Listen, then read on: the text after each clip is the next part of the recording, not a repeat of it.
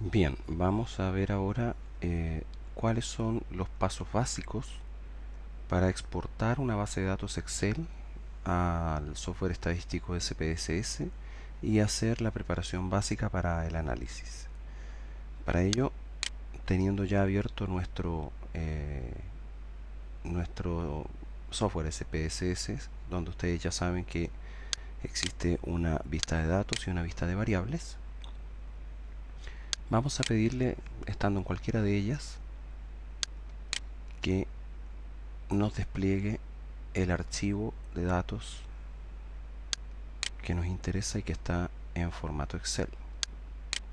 Se despliega esta ventana donde tenemos que hacer la búsqueda de cuál es el dispositivo en el cual está ubicada nuestra base de datos Excel. Una vez que hemos hecho esto, nos aseguramos de que estamos en el formato Excel, de manera que se puedan visualizar dichos datos, y elegimos entonces la base de datos que nos interesa. En este caso, la base de datos Espera IC homogenización. Podemos hacer doble clic sobre esta o bien abrir desde el comando. Se nos va a desplegar a continuación una ventana que nos va a solicitar la siguiente pregunta: si desea que los datos que se presenten en SPSS correspondan a cuál hoja de datos que nos interese, en el supuesto de que hay bases de datos que nosotros trabajamos en Excel que pueden tener varias hojas, ¿verdad? Donde hemos trabajado sobre varias hojas y por lo tanto se van a desplegar en este comando todas las hojas, tantas hojas como hayamos utilizado. En este caso, como solamente hemos utilizado una hoja, solo se despliega la hoja única. Cuando ustedes tengan archivos Excel en que haya más de una hoja, se van a desplegar todas esas hojas y ustedes tienen que elegir aquella que quieren que sea presentada en el procesador SPSS. Aceptamos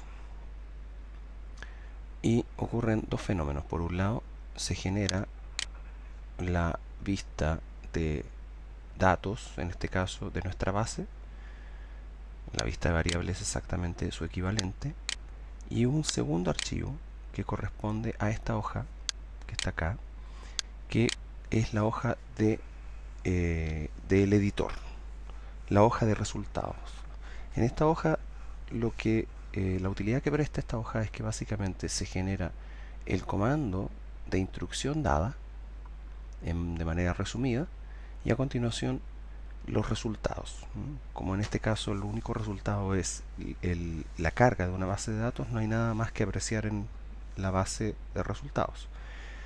Vamos a ver a continuación que cada vez que realicemos alguna instrucción en nuestra base SPSS, esta instrucción va a quedar registrada en esta tabla de resultados y a continuación va a quedar el resultado en sí, una tabla, un gráfico o lo que corresponda. Volvemos entonces a nuestra base de datos y vemos que en la vista de datos opera básicamente igual que un Excel, ¿no? Que una plantilla Excel, siendo las columnas las diferentes variables y las filas los diferentes casos. Noten ustedes que en este caso, de manera automatizada, los años quedaron registrados con decimales, con 4 decimales. Uno de los primeros arreglos que podemos hacer entonces es cambiar esa situación. Podemos ir entonces a la vista de variables, que nos resume nuestras 13 variables. En este caso, las variables ahora están ordenadas en las filas y en las columnas están los atributos de cada una de esas variables. Uno de los atributos es el número de decimales con que está presentada la variable y sus datos. Todas, excepto edad, quedaron de manera automática presentadas con 0 decimal. Entonces lo que vamos a hacer aquí es tomar la edad y también presentarla con 0 decimales. Hecho esto, ustedes pueden ir a verificar el cambio realizado en la vista de datos y comprobarán que quedó entonces esta vez con números enteros la variable años, al igual que todo el resto. Otros cambios que podemos hacer aquí son los siguientes. La fecha de nacimiento está definida como una variable de tipo cadena, es decir, una variable categórica. En rigor, lo que deberíamos hacer es pinchar esta pestaña, ahí está, variable cadena, y elegir el formato fecha. Luego, si queremos hacer algún cambio en esa variable, desde el punto de vista de los comandos respectivos, van a ser reconocidos la variable siempre como una fecha. Aceptamos. La segunda variable está correcta, tipificada como fecha. Noten ustedes que en estas dos primeras variables, la primera de ellas está definida como en escala nominal y la segunda de ellas como una variable escalar. Podemos dejar ambas, en este caso, como una variable nominal. La de en años es una variable de escala, puesto que hay, vamos a asumir que en el fondo es una variable de tipo cuantitativa continua. Por lo tanto, es una variable de tipo numérica que debe estar en escala. El sexo es numérico. Está codificado como 1 y 2. Y lo que podemos hacer aquí a continuación es cambiarlo a escala, a cadena, perdón, dado que son dos categorías. ¿Cuáles son esas categorías? Los podemos cargar aquí en la columna que dice valores de la siguiente manera. Pinchamos en la columna que dice valores y le indicamos que el valor 1 de nuestra categoría representa la categoría hombres. Lo añadimos y le decimos que la categoría, que el código 2 representa la categoría mujeres. Guardamos estos cambios.